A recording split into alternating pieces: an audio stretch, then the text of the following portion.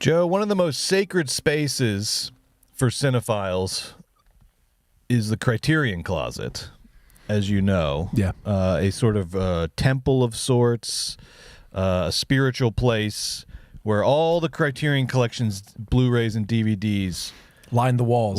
Much like our beloved Dog Den. Much like the Dog Den where we do this show, which is lined with a bunch of VHS, sort of recreating an old video store atmosphere. Body heat, over the top. Arguably superior to the Criterion Closet in terms of selection. Definitely in terms of variety, I would say. Easily. We have all that jazz. You know? We got all that jazz. We got Island of Dr. Moreau. Yeah. And Over the Top. How about a Criterion version of Over the Top?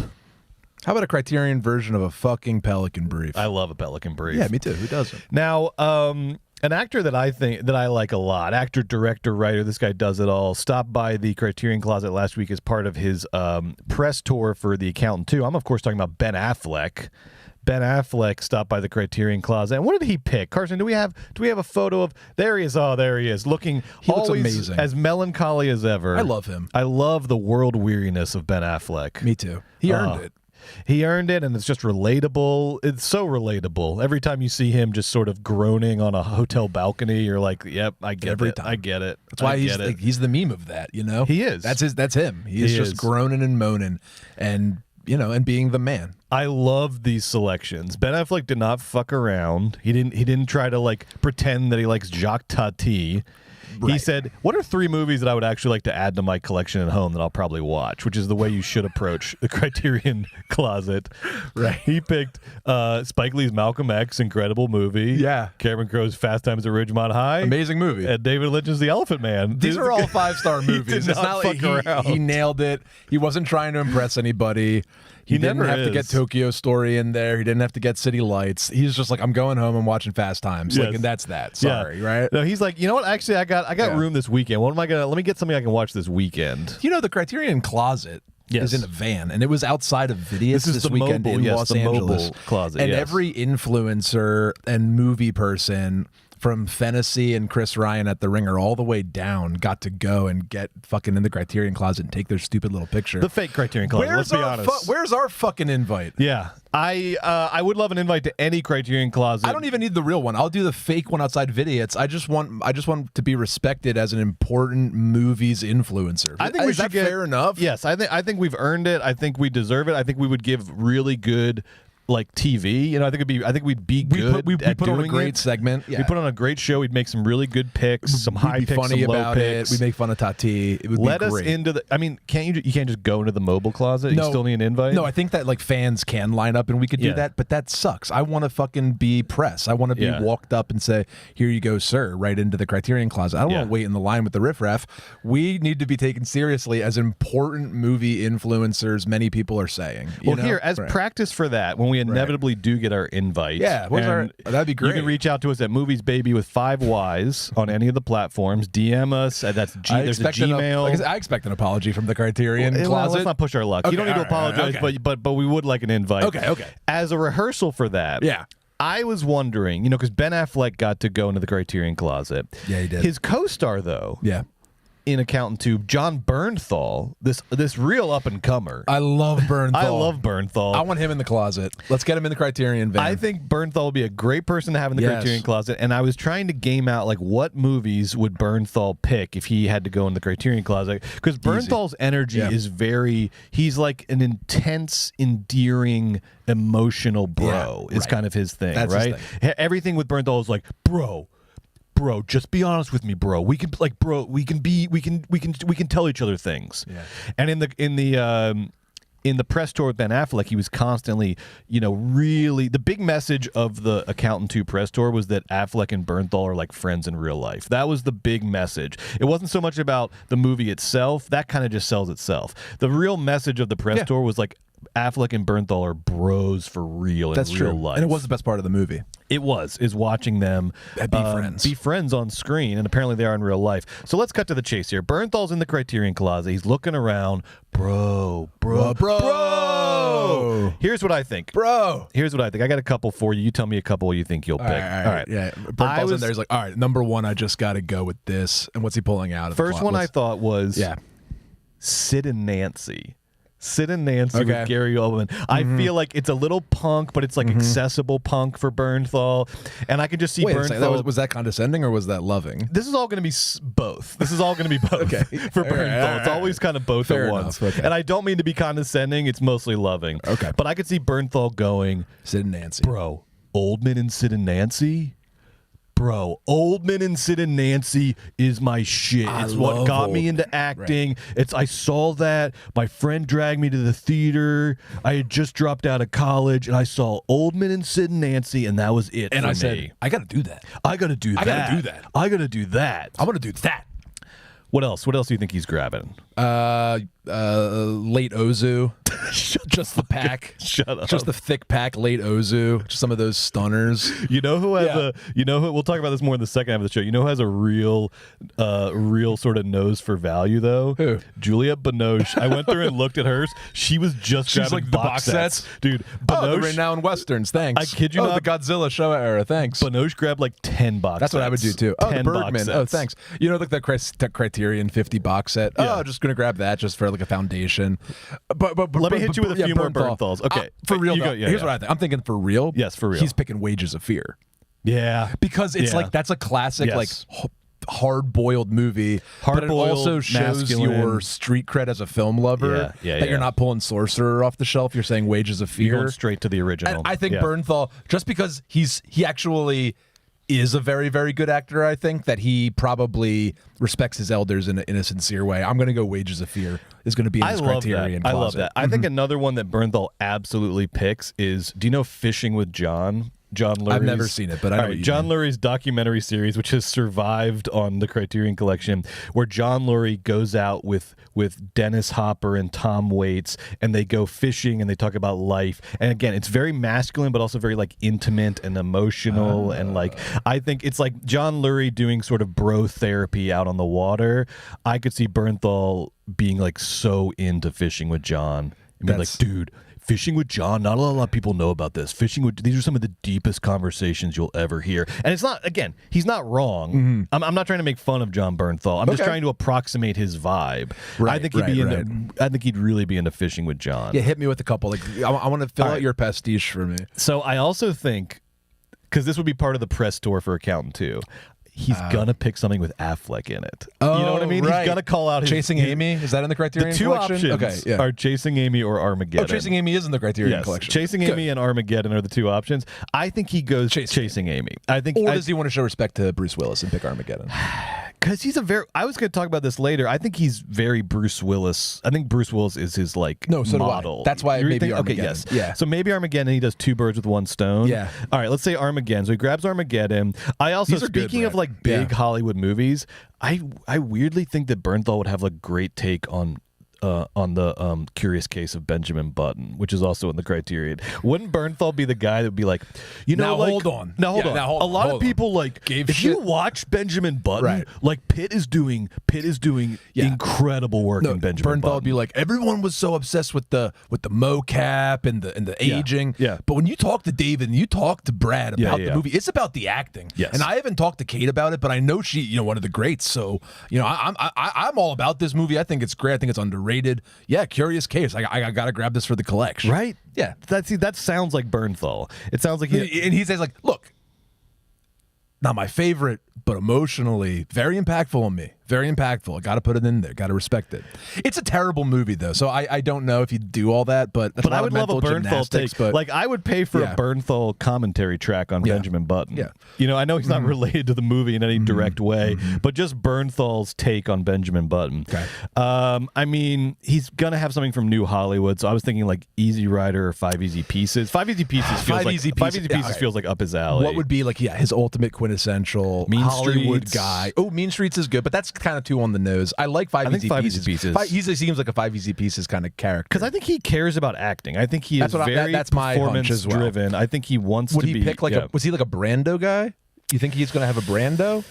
I think Brando might be a little too self-indulgent for him. I think he's more of I think he likes workman like. He likes people Edward who are a little G. Robinson. more workman like. Yeah, he's gonna get Scarlet Street. He's gonna grab Scarlet Street and M. And that's not Edward. That's is that what you're saying? No, that's Peter Lorre. Peter Lorre. Peter Lorre's too weird for him, but he'd definitely grab like I saw a great Edward G. Robinson movie this weekend. The Night Has 1,000 Eyes. I or watched something it too. Like, did you watch that? Yeah, that's why I mentioned it. Yes, it was great. Wasn't that great? Yes, about him being the magician or whatever. Yeah, it's like Final Destination with Edward G. Robinson. You watched that too because it was on Criterion. Yes, and it I was watched part it of too. the who's the director? It's Fuller. the guy directed. Jon Fuller. Yes, thanks. Who directed the Big Clock too? I think that's his name. Yeah, I liked the film very much. It was very good. I was like really pleasantly surprised. You know what? Something crazy? Yeah, I watched it twice. Really? Yeah. Well, it was short. It was 80 minutes. I know because I watched it through once, sort of like while I was doing dishes and stuff, and I was like, I gotta really watch Jon Farrow. Great director, right. unconventional noirs. All right, what? I got a couple more for you here for Bernthal, and then we'll start the show. Okay. Yeah. My question. Now you were hitting this with this on Ozu, but is there any chance, like if he's gonna have one deep cut art house movie, Throne of Blood? Yeah, it would have to be on brand. It would be a Kurosawa because that's the most Hollywood inspired. Yeah, or vice versa. Hollywood was inspired most by Kurosawa, and it would be one of the cool ones with samurai. Essentially, is what I'm saying. Not one of the business ones. Not Ikiru.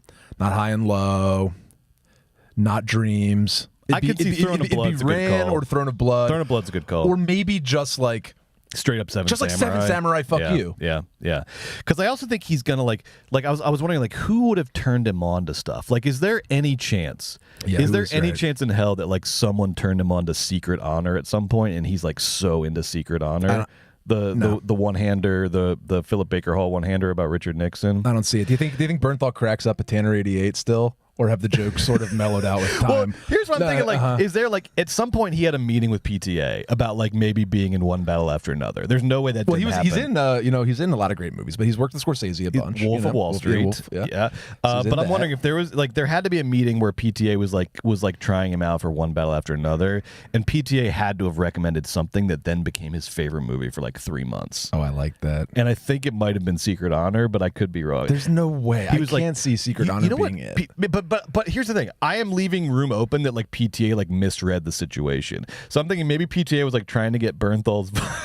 This is so what are you talking ornate. About? Here's what I think happened. Okay. PTA had a meeting with Bernthal. He was trying to like feel out his vibe. Okay. And he mistakenly recommended Secret Honor, being like, you know what? I think you would get a lot out of Philip Baker Hall's performance in Secret Honor. Okay. And then Bernthal wanting to be like, I have to like show, I have to show respect to the master. I'm going to go like watch Secret Honor like 5 times in a row. Okay. I think he like really got into Secret Honor. He went down a rabbit hole. He read Nixon Land. Yeah. He like, he got into the whole era. Because he's like, maybe if I get, and then next time I talk to PTA, I'm going to know so much about Secret Honor.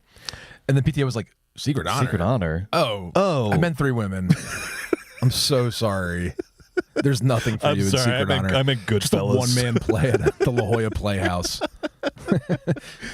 So there's Bernthal's. There's our prediction for Bernthal's. I want to see a picture. I want to see Sid and Nancy fishing with John. Benjamin Button. Armageddon. That's it. Sid and Nancy fishing with John. Armageddon. Benjamin Button. Throne of Blood. On the bottom. Just hold it because he needs something to hold the rest of them up. Okay. Well, Joe, what do you say? Should we get this proper show started? That was a hell of a lot of fun, though. I think you like Chungking Express, too. I think that's like a sleeper. Wow, who doesn't? Yeah, okay. Chungking. That's him pulling it out. Bro, Chungking. Bro. Carson, roll the fanfare, please. Welcome to Movies, Baby, the weekly show where we break down the hottest movie news, review the latest releases, shout out forgotten classics, and prophesy the future of Hollywood. I'm Joe Cilio, a.k.a. the Philly Movie Freak, and I'm joined by my co-host, Brett Boehm, a.k.a. the Georgia Movie Dog. Go Dogs! We're coming to you live from the San Fernando Valley, baby. And this week on the show, Sinners is still burning up the box office. Plus, a lot of other movies did really well. Great week at the box office. We'll talk all about that and break it all down. Plus, we saw the aforementioned The Accountant 2 starring Ben Affleck and Jon Bernthal. We're going to give you our take on that, what we thought of it. And then in the second half of the show, you are not going to want to miss this, but it's only for Patreon subscribers. So you got to sign up at our Patreon, patreon.com/moviesbaby with 5 Ys. You can start with a 7-day free trial, dip your toe in. There's a couple of free posts as well, so you can see what's going on over there. It's free. But this one, today, Second half of the show, you are not going to want to miss this. Cannes is coming up. The Cannes Film Festival is coming up in a couple weeks. They've already announced the movies that are in official competition for the Palme d'Or and the other main awards. Joe and I thought it'd be fun. We're going to do our fantasy draft of the Cannes movies in official competition. We're each going to pick our ultimate teams, go back and forth, and then we're going to see which team wins the Palme plus the other awards. I have a whole breakdown of points. It's going to be amazing. Okay? We're going deep on Cannes. But basically, we're going to pick which movies we think are going to do best at Cannes this year in official competition. That'll be in the second half of the show. It's going to be a freaking bloodbath. Yeah. Juliette Binoche is the jury president this year. We're going to sort of probe her psychology. What might Juliette be into? I feel like I know who's going to win. Joe has been talking... I know. Very cocky about this. I know. Joe said there is a no-brainer Palme winner already on the table, and we'll see if he's right about that. We'll see. We'll see if he's right about that. That's in the second half of the show. You're not going to want to miss it. But first, this week on Movies, baby, the movies are back, like for real back. That's right. In the same week that Ted Sarandos of Netflix declared that going to see movies in theaters is, quote, an outmoded idea for most people, a lot of people went to movies in theaters. So without further ado, Carson, show me the money. And by the money, I mean the weekend box office returns. Wow, wow, wow. Bang. Now, look, we've seen, since we've been doing this show, we've seen some high performers at the top of the box office returns. I can't think of another week since we've been doing this show where the numbers look so good so far down. We had 4 movies, Joe. 1, 2, 3, 4 movies earn over $20 million at the domestic box office this weekend. Over 4 movies over $20 million, and they were all led once again by Sinners, by Ryan Coogler's Sinners, which earned $45 million in its second weekend. And Joe, that's crazy. Joe, that's crazy. A 6% drop. That's insane. 6% drop. I can say for certain, since we've been doing this show over a year now, we have not seen a 6% drop. I feel like you're wrong. That's how shocking that is. Here's the last time we saw a drop like this, and you're not going to believe it. The last time there was a drop as small as this, a 6% drop, the first Avatar in 2009. The first Avatar. This is the second smallest second weekend drop for a movie that cost over $40 million. Second to James Cameron's Avatar, the highest grossing movie of all time. That's very fucking good. Oh. That's very good. But it wasn't just Sinners, Joe. Let's run down the list here and then we'll get some analysis on each of these. Star Wars Episode 3, Revenge of the Sith did a re-release. This has been a big thing lately. Phantom Menace got a re-release. A lot of movies are getting re-releases. It's a nice way for studios to just pad their bottom line, to just roll out a classic and let the money roll in. But it hasn't been rolling in like this. This is again, since we've been doing this show, this is the highest performing re-release we've seen. Star Wars Episode 3 brought in $25 million domestic. It did another 20 internationally for a total of $45 million. Episode 3, they just rolled it out of the archive and it brought in $45 million. Is that not? That number is humongous. It's crazy. That's crazy. If it did 8, we'd be saying this is a great strategy for the studio to. $40 million. $45 million. $45 million. And then The Accountant 2, now we're down to the third movie and we're still doing pretty well. Right. If this was just number 1, we'd go, hey, good weekend. Pretty good. Not great, but it's okay. It's okay. This is the third movie, The Accountant 2, which a lot of people thought was going to take a hit because Sinners was so hot and Episode 3 still did pretty well. Now, it does have an $80 million production budget, but they've got a whole plan. Accountant 2 does really well on streaming. It does really well sort of out after theaters. So to start off with $25 million opening weekend, and it added another about 14 internationally. It did 38 total, so a 38 million opening weekend worldwide. Not a bad start. It's a good start. It's a solid start for a movie that cost $80 million. I bet they're a little like, I can't believe we released the weekend when the re-release Star Wars hit so big. They have to be like, fuck, I can't believe it. We couldn't even pull 2 instead of 3 over the re-release. Damn, I guess that's a little disappointing, but Brett's right. Overall keep an eye on the gross. You're going to be fine. Keep an eye on the gross. Don't worry about coming in third. Keep an eye on the gross. It must be a little bummer.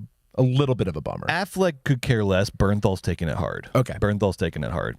And then coming in fourth, Coming in fourth once again, Minecraft movie continues to bring it in. That's good. 22 million in its fourth weekend. It's up to 816.5 million worldwide. It's closing in on that $1 billion mark. It wants to be the first American $1 billion movie of the year. Of course, we had Neja 2 as the other $1 billion movie, and I think it's going to do it. I mean, it's under 200 million away now, and it's still raking. That drop is pretty modest for a fourth weekend. So, what do you think? Do you think Minecraft movie hits $1 billion? Brad, I've been saying it for weeks, of course. Okay, I just wanted an updated Easy peasy, take. lemon squeezy. Great. And then also, like, insanely after all of that, we got another like kind of mid to low budget horror movie. These things have been coming out like clockwork this year, and they've all been making basically the same amount of money.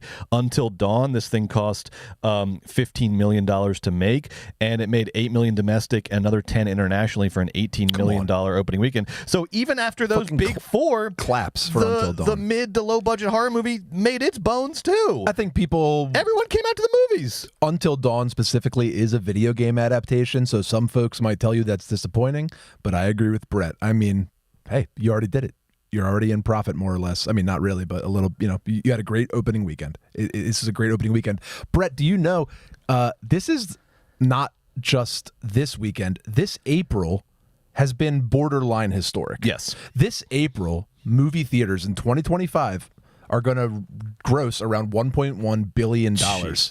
That is on par with the same numbers 9 and 10 years ago in April. Wow. In April 10 years ago, when Furious 7 was leading the box office earned 1.1, 1.2, and now here we are 10 years later, post-COVID.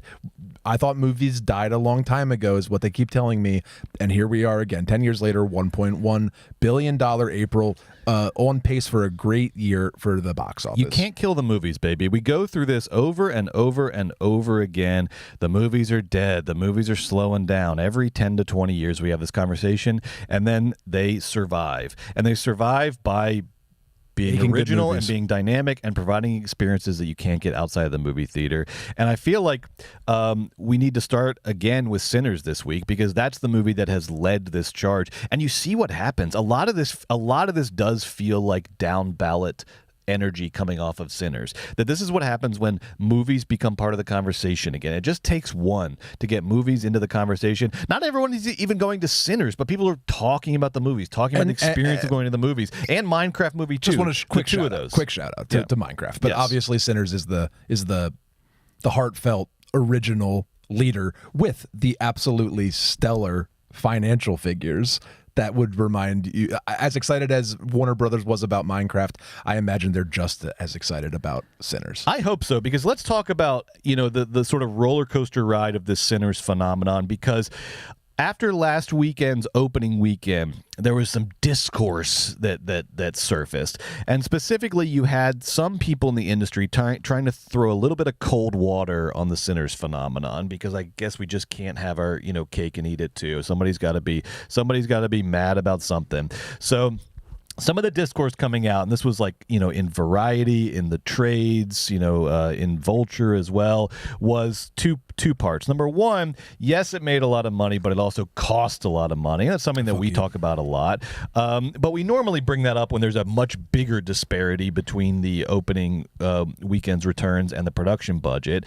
In this case, the two things were not too far off, and the movie looked like it was on track for profit coming out of the first weekend. That's before the big second weekend. But still, Variety elsewhere wanted to remind everybody, don't pop the champagne yet. This movie cost a lot of money, and it's got a long way to go before profit. And then you had people like Ben Stiller clapping back and saying, what are you talking about? Like, how don't you feel the energy around this? Don't you feel that this is going to continue to grow? That phenomenons like this don't just like go away after one weekend. This is a unequivocal success story, and you're weirdly throwing cold water on it for some reason or another.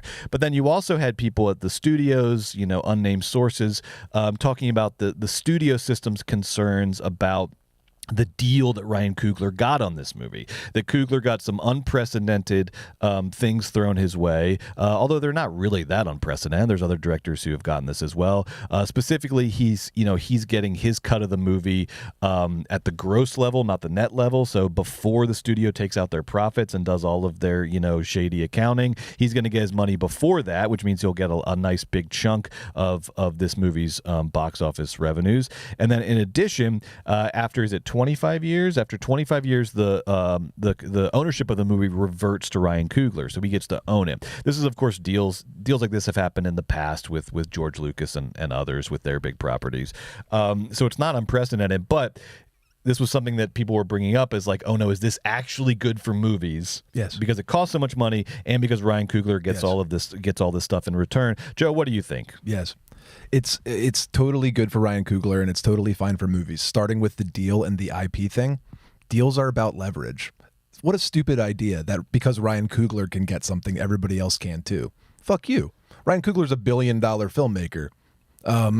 And everybody was bidding on his projects, and Warner Brothers had to win the bid, so they had to go extra to secure it. Other studios might have given him the money and the distro plans and the marketing dollars, but wasn't giving him the IP. Warner Brothers did. They win the bid. Now they're the geniuses this week. So I hate that stupid false thing that his deal is somehow replicable. It's like, yeah, for Christopher Nolan and Greta Gerwig.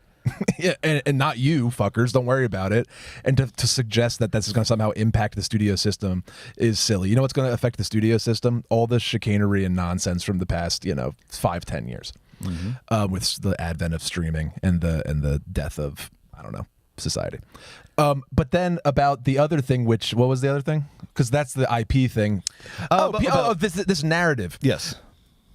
The narrative is because he shares in the revenues in such an extreme way, like you're saying. I honestly think that the reason the studio leaked some sourness out of the gate was they're already in negotiations for how much money is Ryan going to get on the back end, because the studio now has to prove all the money they spent all over the world in all these different ways, and they have to show Ryan Coogler, look, buddy, this thing did zero gross profit. You don't get any back end. I'm so sorry, we didn't make any back end. Look at the financing. So just putting that in the water early for negotiations. Can they still do is like a tactic. They can still pull some tricks on the gross, even though it's gross, not net. They can absolutely, because all of the cogs are before the gross, and then there's expenses. Right. So all of those cogs there can just put in like all of these costs of goods sold, so they can say, all these marketing dollars and these marketing. They can just stack and 10% for this person and that person. They can just stack it up. And so this is all conjecture, but by sort of putting a shot across the bow that like, don't get too excited. Right. It's because studios, the second part of film financing is fighting about how much was the actual net and who gets what. And there's a whole art and a whole thing. This could Ryan Coogler could take them to court in 4 years for, just to solve this problem. Like, it's a huge question mark. Yeah. That's why they did this. People also want to suggest that people wanted to downplay Black success. Yeah. Well, I guess there's always 10 to 100% of that and everything. Yeah. But I bet this is the social media team at Variety and the New York Times trying to fucking get some impressions by being a hater. And then the second thing is it was leaked by the studio because the studio's already in negotiations for that back end. Right. So this is them the studio's trying to develop some counter leverage. That's because Ryan Coogler has all the leverage in the world right now. He's got the biggest original movie in 5 years, and he's already on his way to becoming, I think, our next Christopher Nolan. So he's got all the leverage in the world. Right. But studios hate that. They hate when the directors have so much power and they're getting so much money. Where's my money? Says David Zaslav. I think everyone can make money off of this if they play it correctly, and then everybody will. And I also am looking here because I know, the studios are terrified of being accused of being woke and accused of DEI, all this nonsense. The studios are just shivering in their boots anytime those words come up. So let's throw all that out and just look at the thing that you love best, which is just some cold, hard numbers. What do the actual numbers say? Where's the money going? What's making money? Because I see a trend developing here, Joe, off of the success of Sinners. As last week we pointed out that Sinners is the best performing original IP movie in Hollywood since Jordan Peele's Us in 2019. Now, what do those two movies have in common? Duh, they both have black directors. Now, in addition to that, what was one of the real surprise hits so far of this year at the box office? I'm not talking about it was critically acclaimed as well, but at the box office, this movie made a nice chunk of change off of its production budget. One of Them Days, directed by Lawrence Lamont, also a black director. And so we're starting to see a trend developing here that has nothing to do, you don't even have to worry about culture and race or any of that. If you're a studio, you can just focus on what you want to focus on, which is the money. Let's just focus on the money. That's what you're always saying. It's just about dollars and cents. So let's focus on the dollars and cents. We talk about what's the future of original IP in Hollywood. Where is that original IP going to come from? Or are we just going to get drowned in franchise movies until we all die? Well, it looks to me like the future of original IP in Hollywood is black directors. I mean, it's right there in writing. It's right there. The bottom line says it. So if Hollywood wants to save original IP and wants to make money, continue to make money off original IP, it sounds like what they have to do is invest in black directors, invest in more black directors.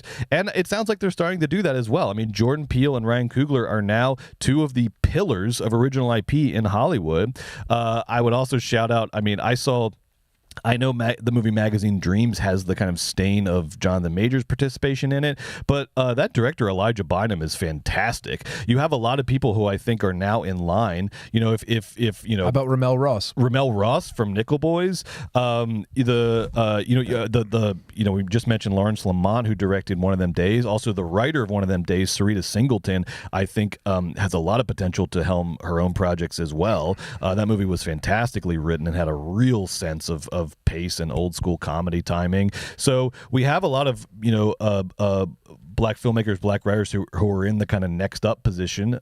So I think let's keep this going. It sounds like this is what people want to see. These movies get all kinds of audiences out to the theater, but in particular, they get, we saw Sinners had like 45% of Sinners opening weekend was black audiences coming out to that movie. So these movies have a lot of support from black audiences, but from diverse audiences as well. But it's just right there in writing. I mean, a 6% drop second weekend. We haven't seen anything like this. That's insane. We haven't seen anything like this since Avatar. If there's a 40% drop, that's good news. Absolutely. 40%. 6% is unheard of. 6% is unheard of. 6% means I feel like we're wrong. 6% is like but it's crazy. So here's my final question for you on Sinners. Is how much of an inflection point is this? Like, this feels like a one of those classic historical Hollywood inflection points where like something is changing or something is different. Or do you think this is going to be sort of an isolated phenomenon that the studios are going to try to sort of put on an island and not allow to affect things because it might mean a little less control for them? Well, in regards to the deal structure, I mean, deal structure is just one at a time. Like this doesn't affect the larger Hollywood deal structure stuff. I think that what this really affects at the end of the day is Ryan Coogler. I think Ryan Coogler's set. He's Christopher Nolan now. He's the man, and he's going to get to rip off a bunch of great films with nice, strong budgets at any studio he wishes to work in. The larger effects for the film industry, basically the effect being we're going to spend more on original IP and bet on auteurs and stuff, all of that TBD, just based on it's not Sinners' fault. It's based on just the outside collapse of the larger entertainment industry and infrastructure and how media dollars will be deployed over the next 5 to 10 years. That's a TBD. But Sinners is, if it's not an inflection point, it's a powerful memory that everyone's going to remember for the next 10 years as they try to put exciting things into theaters to build those big theatrical events, to build these big like communal watering hole movies that everybody wants to go to and be a part of. I mean, they're going to strive for this 10 different ways. Some people are going to say, we need to make more horror vampire movies starring black actors. Like, they don't get it. We need to hire Ryan Coogler. It's like, okay, you kind of get it. And then someone might be like, we need to invest in like really smart, cool people that have like big, great ideas that really get it, know how to make a movie. Like somebody will get it. I don't know how it's going to manifest though, Brett. It's just too much uncertainty out there for Hollywood to like get the note. And next year we're just going to be overwhelmed with beautiful original pieces of $100 million IP. I don't think so. Yeah. TBD, but certainly we have an interesting template developing here in the midst of what was otherwise a catastrophic kind of year so far. April, the month no one expected. April has saved the box office and perhaps the movies. What else did well this weekend, Joe? What were your thoughts on the Revenge of the Sith doing so well? I mean, $45 million for a re-release is crazy, even for a Star Wars movie. They re-released Phantom Menace earlier this year. It didn't do nearly this much money. I don't know. Here's some guesses. I didn't do a big deep dive. I think that they did some sincere fan outreach for this picture, like Samuel L. Jackson and Hayden Christensen doing events and stuff. Yes. I do think that Phantom Menace is talked about a ton, and this one's talked about less, and it's felt sort of funner to re-engage with this one. We don't really see this one as much. It's also been critically reevaluated over the 20 years. When it came out, people didn't like it. Now people will tell you it's one of the best Star Wars. And then finally, they put it in like 4DX, they put it in big screens, and they put it all over in different stuff, and it was great. Also thematically, like this, I don't know if this is true, but like thematically, it's really like resonant. It's all about this. I think it's a cool part of the Star Wars story. It's the part where Darth Vader goes from Jedi to Darth Vader, and it's the part when the Republic falls and the Empire becomes big. Like, I think it's like an important moment for Star Wars fans. To see it on the big screen again was great. And I think that are some contributing factors. I don't know how it makes $40 million. That's crazy. I gave you a bunch of factors, and that would why it earned $10 million. I have no idea why it did so well. The marketing was really well done. They coming right off the tail of that Star Wars celebration in Japan, that was the big event where you were seeing all of these headlines about Star Wars come out.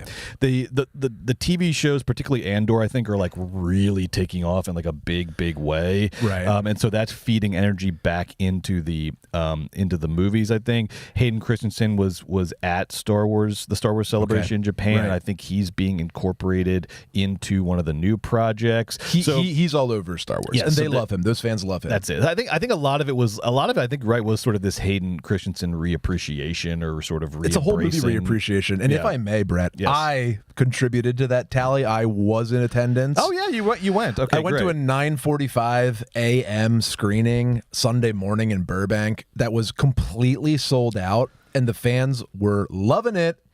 I hadn't seen this movie in 20 years. Maybe I saw bits and pieces on TNT. Not because the one with the younglings when he kills all the younglings or tries to. Yes, it is. He does. Does he kill the younglings? Yes. I'm sorry, I'm not.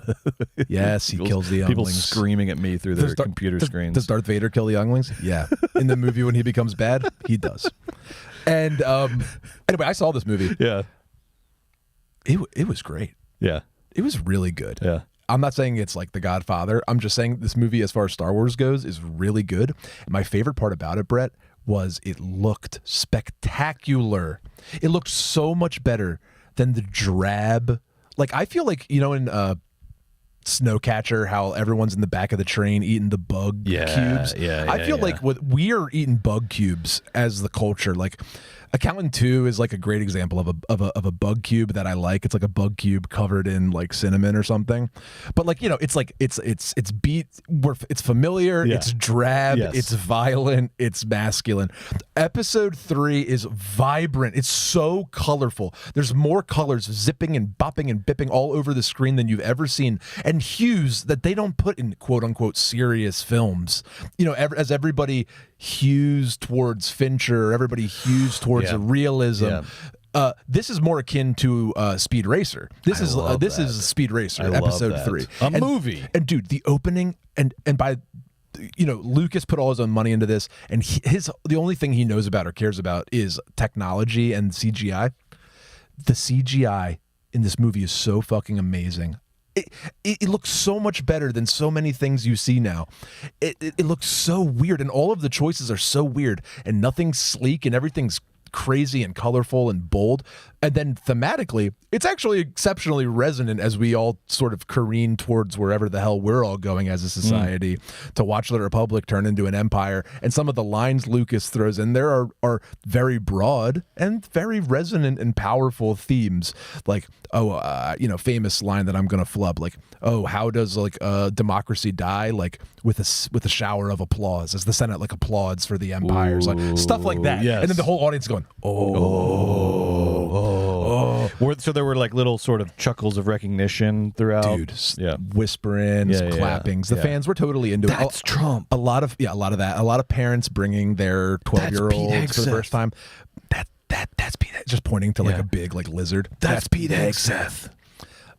Anyway, it was really fun. I really liked it. Awesome. It's not some masterpiece of like on the scale of Lawrence of Arabia, but as far as a Star Wars movie goes, it has so much more good stuff in it than I could have ever imagined. I would love. I gotta rewatch it now. I mean, maybe I'll go this week because I remember when it first came out in theaters, there was you're just grabbing the edge of your seat, being like, please don't be just total shit. Can we just get like? Can it just be like good? Can this one just be good? And then I remember just breathing a sigh of relief and being like, oh, that's pretty good. It was good. Yeah. Okay. I gotta rewatch. And now with 20 years of distance, like, and you can just go and watch, and it's actually it looks so good on the screen. And watching it in a movie theater with the sound design, get this, is fucking incredible.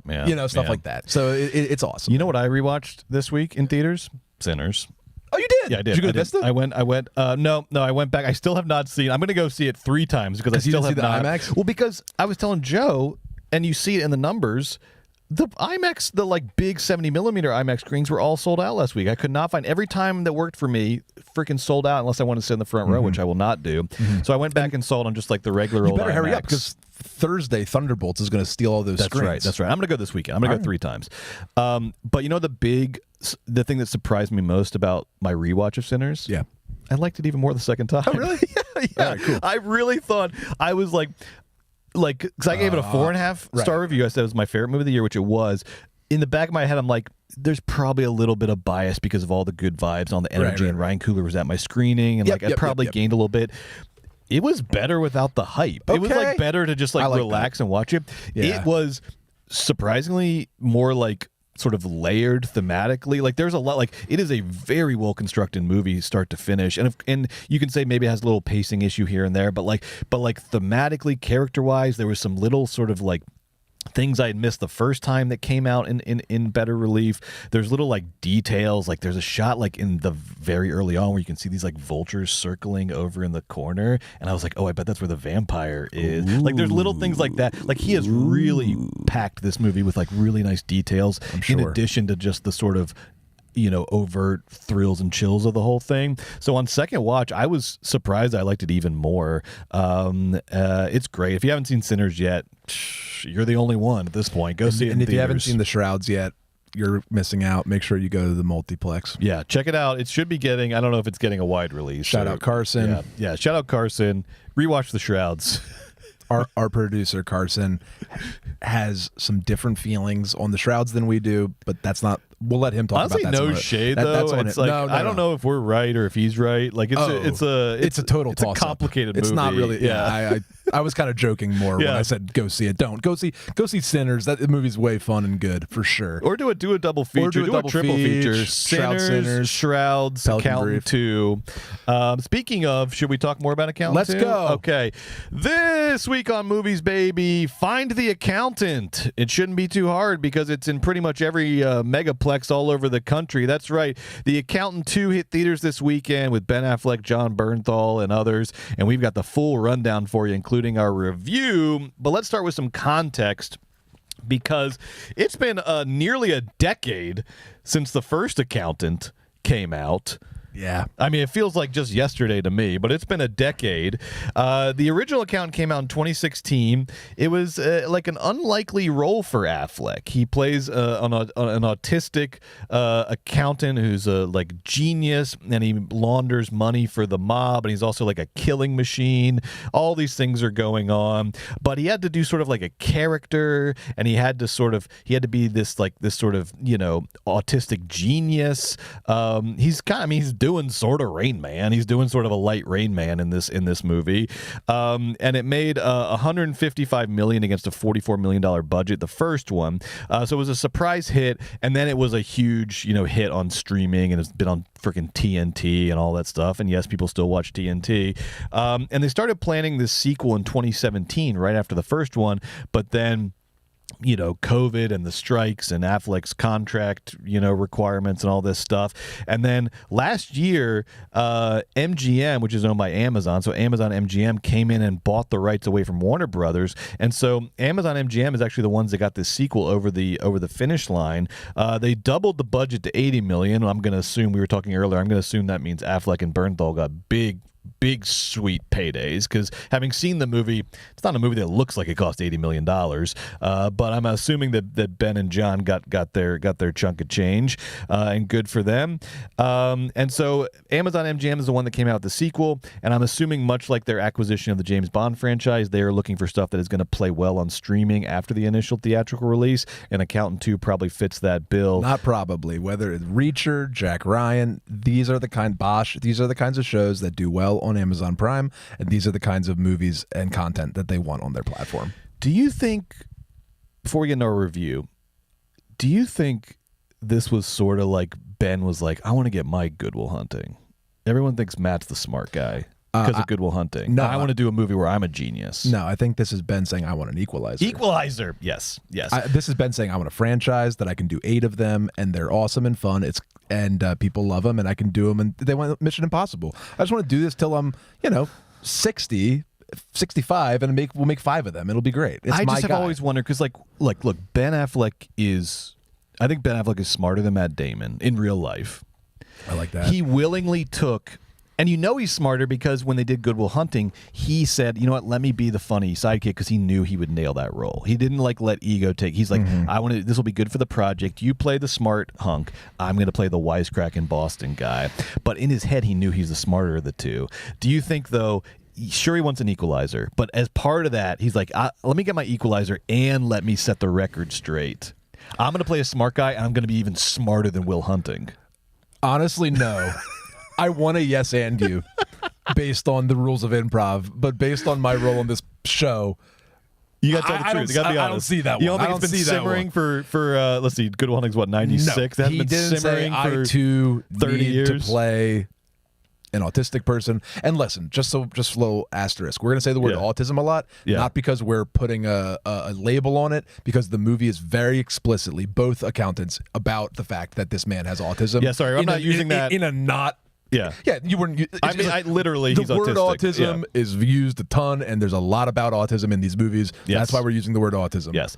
I'm just going to stick with the movie's own terminology. That's right. I'm not qualified autism. to have a discussion about autism outside of this movie. Correct. But he's a genius. In the autism is kind of in a Rain Man sense. Jon Bernthal in 2 is like, you wore your Rain Man shoes, because he wore just like sneakers like I'm wearing. Right.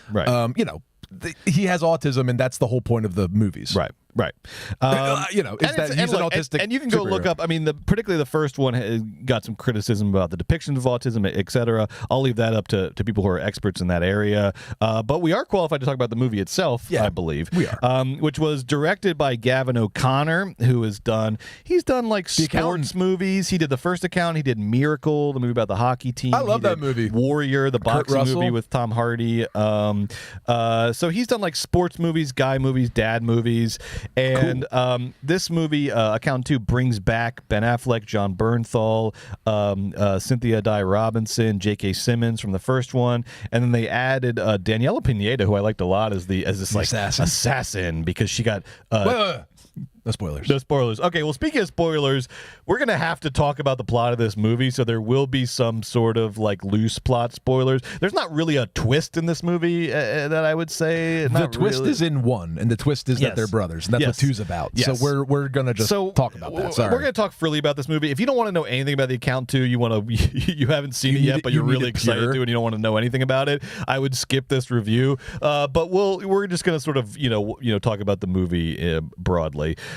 So the Accountant 2 is, like Joe said, we find out at the end of 1 that Affleck and Bernthal are brothers. They seem like they're sort of at odds in the first one, and then we find out that they're actually brothers, right? And then they have to kind of team up and reunite.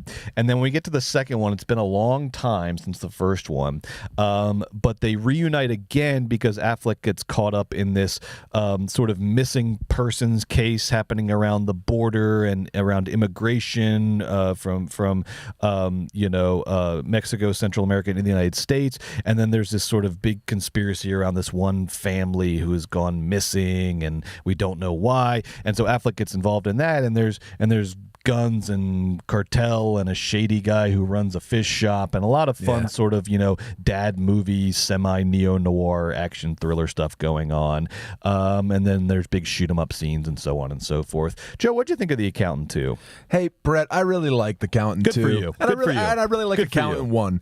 These aren't masterpieces, but if you're looking for this kind of film and you enjoy your Equalizer or I don't know, any sort of action movie, your Den of Thieves. Yeah. Accountant 2 is going to go down nice and smooth for you. I really like Accountant 2 because it has Bernthal and Affleck in it. Bernthal kind of steals the show. He's a charming guy. He's charming in 1, but in 2, he's doing full Bernthal. And I'm sorry, I loved watching him do Bernthal, and I like that they were friends. They're two brothers that are distant, but they still love each other, and they sit on, little fold-out chairs and drink Budweiser and talk shop, talk bro stuff. They go to a bar. Ben Affleck, because he's autistic, he memorizes a line dance very fast, and then he does the step to impress a woman. It's very, charming.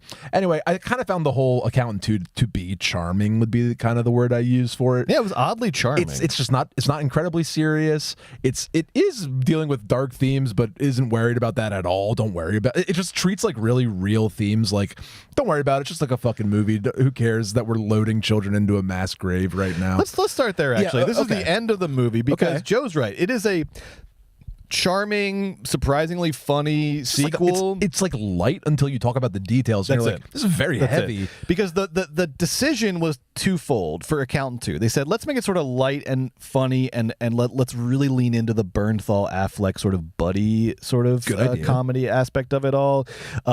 Let's add a little bit more action, but like light, funny.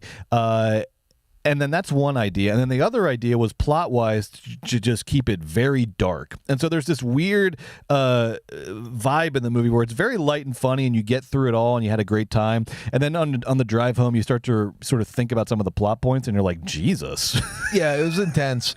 I don't know, like, it doesn't matter if it serves or doesn't serve the tone or whatever, because the tone of this movie is, you're watching Stars at 11 p.m. and oh yeah, it's Accountant 2. Yeah. I love this one. Yeah. And then you kind of like half watch it and fall asleep. And that's not to say it's bad. It's that's what it's built for. And that's beautiful. Yes. I love that kind of movie. Thank God, I will say, Joe alluded to it, but thank God Affleck and Bernthal showed up in time at the end for the big shootout, because if they hadn't, about 20 children were going to get murdered and piled into a mass grave. So extremely brutal. And I don't know. You know what was fucked up about that ending besides the plot and how like dark it was? Is like if I had a problem with the movie, if I had one problem with the movie, he didn't use his accounting to help us at the end. He just used his guns. He used his autism and his guns, but he didn't use his accounting. Yeah. And I like the parts when he's accounting. I like it in 1 when he writes all over the wall and Anna Kendrick comes in and is like, how did you do this? And I like it in Accountant 2 when he's like, I optimized your speed dating algorithm to be that was fun. Like all that. Like I love when he's accountanting. Yeah. And I think all the action scenes were really cool. I like when they're doing Super Spy. But if I had one note as we go into Accountant 3, which I'm producing, I want the accounting to more help accounting. Him. I need more math, more ledgers, more numbers. I need a more math associated more equations finale. On whiteboards. It had some accounting in Accountant 2. Could have used more accounting. Could certainly have used some accounting specifically at the end. It's the thing that it's like when you do a movie like this, like The Mechanic or The Beekeeper, you can't forget the thing that he does. Like that has to be like every accounting. I want him to account. Yes, there should. I agree with you. There should have been a more accounting. Like there should have been some sort of like numbers thing that was more crucial. That's all. Yeah. It devolved a little bit into a little too generic of a sort of shoot 'em up vigilante movie at the end. Here's another note that doesn't satisfy what I need, which is more accounting. Yeah. In Accountant 1, we established that he on his phone he has like a robotic voice that talks to him, some sort of like Siri-esque voice that has tons of information and is his friend kind of. And we learn in Accountant 1 that actually behind the scenes there is an autistic woman who's like his buddy that sits in front of computers, and she isn't able to talk or doesn't choose to talk. She's nonverbal. She's nonverbal, and she is his like brain and friend, giving him notes. And she works out of a institute. It's almost like the Professor X's school for gifted children. It's like it is a sort of advanced school somewhere. But we learned this in 2. Yes, this is in 1. All you know is that he has like a very smart computer whiz hacker. You hear about the school, but you don't really know what goes on there. Okay, all right. You hear about the school, but you don't know much about what goes on there. And then in 2, it turns out that this woman is in charge of a team of autistic children, autistic savants, and then there's like a big sort of bat cave under the school where they all go and they help Affleck. They're like the ones like doing all the like find that camera feed or like hack into that system, triangulate that. They're all doing that in the basement of this school, and I gotta say, I thought that was like a fun, just a great movie device. It was like, it's absurd, it's silly, and it really made, but it made the movie feel like, okay, we're developing a franchise now. We're going to lean into the sort of cinema. We're going to lean into the popcornness of it all. Okay. We're not trying to do like gritty neo-noir, which the first Accountant sort of edged on a little bit. Yeah. It's like, no, we're going to do sort of big popcorn movie, and this is going to be a franchise now for Amazon MGM. Joe, you did not like the children at Harbor Neuroscience. I can't tell if you're right or not, because my instinct on this would have been, you got to cut the room full of autistic kids feeding him all the answers to stuff, because it's just too silly. Plot wise, it's so silly. He has a secret foundation that's also kind of like a school of rock for terrorist hacker children, where they like pretend to be at school, but at night they go into the basement and they run like campaigns for the cartel and for like Oman. Like, well, this is what was cracking me up about Harbor Neuroscience, is that the Accountant has only lately become like a vigilante for good. Yeah, he's a criminal. Was before, and so's Bernthal. And not like a sort of a criminal. He worked for Al Qaeda and he worked for Hamas. He money laundered. And he worked for the cartel. Terrorists and armed dealers and cartels. That's his job. And, so up until prior to The Accountant 2, this basement full of genius kids was like planning how to like knock off like a Yakuza hitman, because he snitched on the Yakuza or something. That was what the Accountant did previously, was like clean up. He was sort of a fixer for the mob and for the cartels. Exactly. And so these children were down there like helping him do that. Like helping him like smuggle like sex slaves into the country and stuff. But Accountant 2 you would not know. I love when a movie just says, fuck it, we're changing the tone. We're changing directions. Accountant's a good guy now, and these kids are lovable. And we'll play like a motivational sort of song over the end credits, because all of this is good now.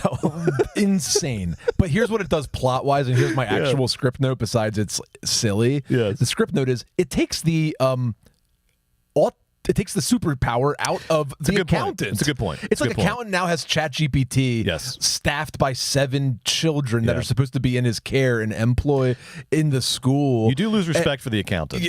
And all the Accountant does is just talk on his headpiece to his team of children and go, okay, trust me, my kids are really good. Wait, the kids are going to figure it out. Hold on. Here come the kids. Hold on. They're going to figure it out. It's like, I want the Accountant to be solving it. That's a great point. Thank you. That's a great point. I think you've changed my mind about this a little bit. That's a very good point. Because now I'm wondering, in retrospect, every time the Accountant was doing like, because in 1, you'll see occasionally the Accountant will do like advanced mathematics really quickly and stuff like that. Which I love. It's like, were the kids just doing this and he's just taking credit for it? Right. They're just like feeding this into his earpiece. I think the Accountant like is just Batman. Like, it's like he doesn't have a superpower. He has all the tools that Morgan Freeman make for and him. Specifically he donates money to the school, but like, do these kids like get paid, or are they? No, that's what I'm wondering. And is he going to like outsource all that labor? In Accountant 3, it's all going to be like an AI back end. And then he doesn't even need the kids. He doesn't even need the kids anymore. The kids are just there to build the AI to replace the kids. Well, that's good though, because he shouldn't have child labor triangulating the position of the Qatari They're having leadership. So much fun, like finding out where El Chapo is. They take over a drone at one point. They hack into a drone. Over a military the kids drone. Can hack into military drones. Yeah. It doesn't. It isn't my favorite part of the film. That being said, Brett, I had a lot of fun in this movie. I had a lot of fun too. What do you give it? A big heart. This is a 3 stars. This movie's good. I gave it 3 stars too. I thought it was good. It was good. I thought it was good.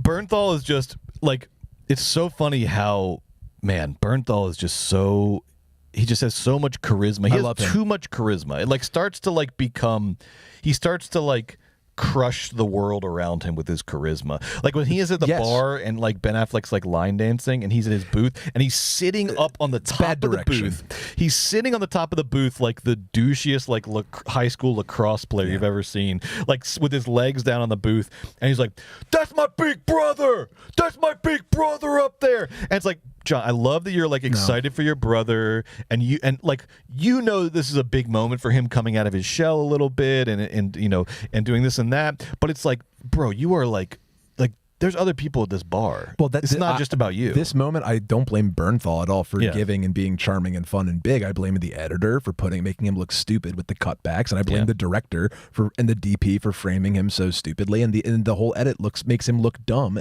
and anachronistic because they're not pacing the cuts correctly. Yep, I am pro Bernthal. That's going to be my take. The other scene they edited poorly was when he was like debating. You find out that he's like calling the dog adoption agency to find out about the dog. They didn't edit that correctly at all. They gave Bernthal way too much rope, and he almost hung himself with it. They need to like rein Bernthal in the edit. Rein Bernthal in the edit, and like, because Bernthal's not funny like that. Like that was like edited for like a truly funny like improviser, and Bernthal is gonna sort of like lock into a mode and just sort of repeat, and they should have cut that differently. They should have cut it differently. It was bad writing. It was poorly shot for the comedy of it. And the joke landed with a despicable thud. And all everybody in my theater wanted to do was love Bernthal at that moment. And that joke just crashed because of the way they shot and edited it. I don't think Grady's very funny, is what I'm getting at. Grady, I can't crucify Bernthal for giving his all. You're blaming this. You're talking about Gavin O'Connor, the director? Gavin, sorry. Gavin O'Connor. You could have directed and edited this movie better. I think that's a good Jon note. Bernthal, the rich man's Frank Grillo. Or as I like to call him, the poor man's Frank Grillo. I do think for every Bernthal, Grillo should get cast. I think like Bernthal. That's what I mean when I say one Grillo for, one for me, one for you. But Bernthal plays the game so much better because Bernthal's out here buddy buddying with Ben Affleck. Grillo's buddy buddying with Armie Hammer on his podcast. Right. No, Grillo's got to level up. Grillo, stop loyalty only to a point, dude. You don't need to be loyal to Armie Hammer anymore. You need to cut ties with Armie Hammer, and you need to go befriend an A-lister, okay? Follow the Bernthal method. Follow the Bernthal method, okay? You think Armie Hammer is going to be loyal to you if you got caught with cannibal texts? No, he's going to dump your ass faster than the frickin', Cayman Islands cruise real estate company that he was interning for in between when he got kicked out of Hollywood, and then he got welcomed back thanks to Uwe Boll. That's a lot. All right, thank you so much for joining us on the first half of Movies Baby. We have a very exciting second half coming for you in just about 5 to 10 minutes, where we are going to be going through the movies that are in official competition at Cannes this year, which is happening in just a couple weeks, and Joe and I are going to fantasy draft our teams of what we think the best movies are, the movies that are going to win the Palm, that are going to win the awards. We'll be doing that in the second half on Patreon only, patreon.com/moviesbaby with 5 Ys. There it is. Go sign up. Do a 7-day free trial. Check it out. You are not going to want to miss this Cannes Fantasy Draft. It's going to be a bloodbath. And then next week on the show, this is very exciting, Joe, the long-awaited Thunderbolts. Oh, my God. If I see another trailer for Thunderbolts, I'm going to explode. I think they did a great job with the trailer rollout. As a guy that goes to the movies every single week, did you feel like you learned something a little bit? No, I think this movie's going to make money. I think this movie's going to make money, but despite the trailer. Because I think the marketing, there's just like, it is benefiting so much from these good movie vibes right now, and from the fact that, well, we'll see. Because they've done 2 things with the marketing. Number one, they have tried to clearly communicate to Marvel fans that, like, you have to go see this movie, or to be, like, this is not going to be like an out of canon. I know it's like a different take, but there's going to be some important stuff about Avengers happens in this movie, which is how they get all the Marvel nerds into the movie theater.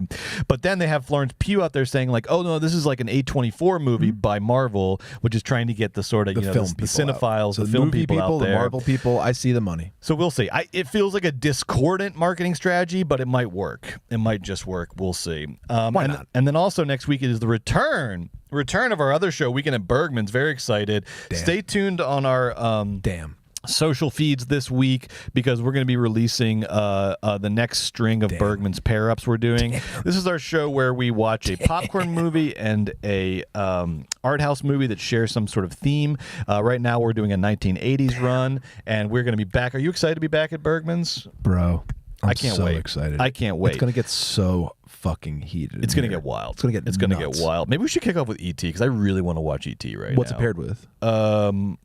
I don't remember. All right. Yeah, you have been craving. You've been craving ET, and honestly, so have I. Talk about a movie I haven't seen in 20 years. Let's watch ET. I think we should watch ET. We'll watch ET. We'll watch ET. So ET versus something next week, but stay tuned to our socials to find out what it is.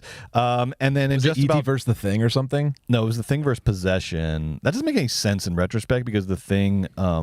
Well, it was supposed because The Thing was supposed to be a popcorn movie, and then Carpenter said no. We'll see you next week at Birdman's. Yeah, we'll see you next week. We're going to figure this out. We'll see We're going to figure this on the out. Patreon. Let's talk Can. All right. It's the best time of the year. 5 minutes. We're going to be talking Can only on the Patreon. We'll see you there. Bye. Don't be a hater. Don't be a fool. Don't skip.